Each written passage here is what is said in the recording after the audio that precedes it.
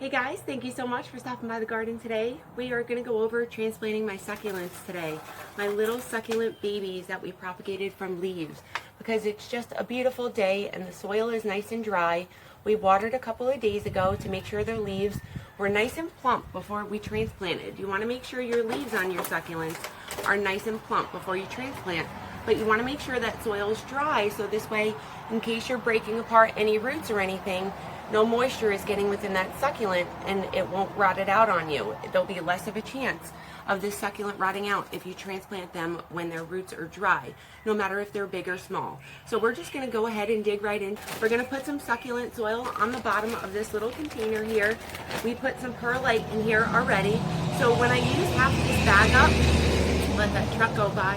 When I use half this bag up, what I usually do is fill up the other half, not the other half, but I use some perlite in there and then just mix the bag all together with the perlite already in there, so I kind of don't have to dump this soil into a container and then mix my perlite. I just put the perlite right in here and measure it by eye, and then I just mix it around once I'm halfway through my bag. This way this soil is ready to go. And you can see, I'll kind of show you guys that we have a lot of good perlite in here, but we're probably going to need some more because we live in Central Florida, Zone 9B, and the climates here are so crazy, and my succulents tend to rot out a lot and struggle during the summer and rainy season. So that's why I like to use a lot of drainage material, which is my perlite right here. I keep my perlite in this little bin. It usually comes in a 16-pound bag, but I keep it in this little bin so I can use it quite often. And I'm just going to go ahead and mix this around in here. Just make sure you're wearing gloves or you wash your hands right after you're touching the soil, because it does have nutrients in it, this Miracle-Gro soil, and I don't want you getting hurt from these nutrients that are in there. So just make sure you wash your hands really good after. I like to feel what I'm doing, and that's why you hardly ever see me with gloves on. But when I'm working with chemicals out in the garden, not chemicals, but organic nutrients like soil acidifier or blood meal, I definitely use gloves. Gloves are really important to use when you're touching any chemicals, any type of nutrients or anything like that, because you don't want it getting in your skin. So we're just going to put a nice little layer on the top here like this, kind of shake it down so it moves down, because this it will compact down over time. So now we know we can put a little bit more soil on top because it's not all the way full. And we're just going to build it up about 3/4 of the way so we could have a nice little base for our succulents. Mix that perlite right in there and we're good to go. We'll show you what we got here and then we'll get planting.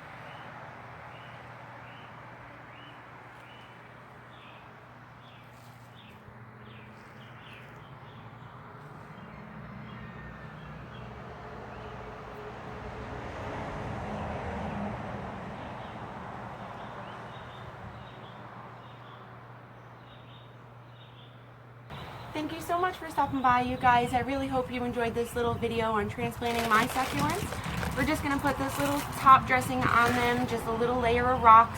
They are Kalahari River Rocks, and I like to use these for all my succulents. I just put a thin layer all the way around just to cover them up a bit, cover that topsoil.